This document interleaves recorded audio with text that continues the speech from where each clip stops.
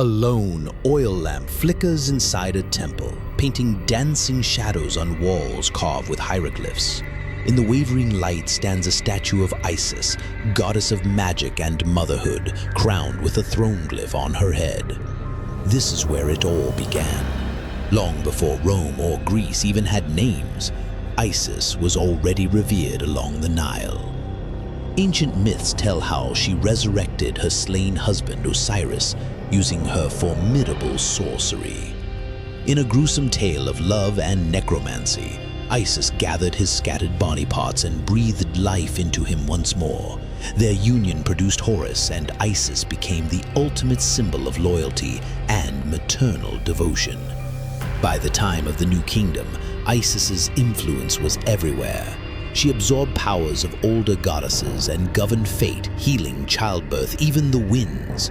Pharaohs paid homage to her, commoners prayed for her blessings in birth and death. Her worship spanned great temples like Philae, where priests sang hymns and poured milk on altars in her honor. But even as Isis was deeply Egyptian, winds of change were blowing. Across the Mediterranean, new empires were rising, and the goddess was about to go global. If you thought Isis would stay landlocked, you're in denial, pun fully intended. Fast forward to the Hellenistic age. Alexander the Great has swept through Egypt, and now Greeks rule in Alexandria. Here, cultures mingle, and so do gods. Isis is reinvented for a new world. The Ptolemies pair her with Serapis, a hybrid deity designed to unify Greek and Egyptian subjects. By the 4th century BCE, Isis is no longer just an Egyptian goddess, she's an international icon. To the Greeks, she becomes a goddess of the sea, of marriage, of fate. To sailors, she's the one you pray to before launching into a storm. To mothers, she's divine comfort. She's adaptable, compassionate, powerful. The Romans, too, can't resist her. Despite early resistance, especially after Cleopatra branded herself a living Isis, her cult flourishes in Rome. Augustus bans her temples, but they return under his successors. By the 1st century AD, Isis worship is thriving. Rich temples are built. Citizens from all walks of life pray to her. Even emperors are rumored to be sympathetic. But her worship evolves again. No longer just public ceremonies, the cult of Isis enters the shadows, transforming into a true mystery religion. If you were initiated, you didn't just worship Isis, you experienced her, personally, spiritually, secretly. Midnight, somewhere in the empire, an initiate stands in a linen robe, head shaved, eyes blindfolded. The air is thick with incense, chanting echoes through the temple. This is not just a rite, it's a rebirth. Little is known for certain about these rituals. Initiates were sworn to secrecy, but ancient accounts hint at symbolic death and resurrection. The initiate may have been led through darkness, confronted by visions, and emerged transformed. One writer described it as seeing the sun at midnight, standing before gods of the underworld and heavens alike. It wasn't just mysticism, it was deeply emotional. Through Isis, followers believed they could be saved, not just in this life, but in the afterlife. Just as she resurrected Osiris, she would guide your soul to the next world. To her initiates, Isis wasn't just a goddess, she was a cosmic lifeline.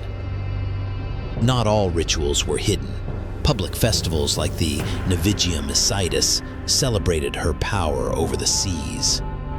Imagine processions of painted boats, musicians in bright robes, dancers chanting, incense wafting into the sky. It was Mardi Gras with a spiritual backbone. The cult accepted women, slaves, foreigners, anyone seeking solace in the arms of a loving, protective mother. Priests and priestesses held real influence. There were no popes or bishops here. Each temple had autonomy, each rite its own flavor. The result? A goddess who felt personal and universal. private and public, motherly and divine. From Egypt, Isis sailed, literally, across the known world.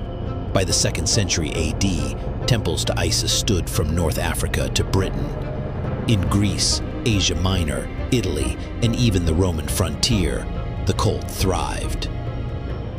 One of the most famous temples was found in Pompeii. When Vesuvius buried the city in ash, it preserved the temple of Isis almost perfectly. Archaeologists discovered not just statues and altars, but proof that the temple had been one of the first buildings rebuilt after a major earthquake years before. In a city teetering on the edge, people turned to Isis for stability. Even when the Roman Senate banned the cult in earlier years, local devotion often ignored imperial orders. Isis had become too beloved. Her name traveled with merchants and sailors who carried her image in pendants and prayer.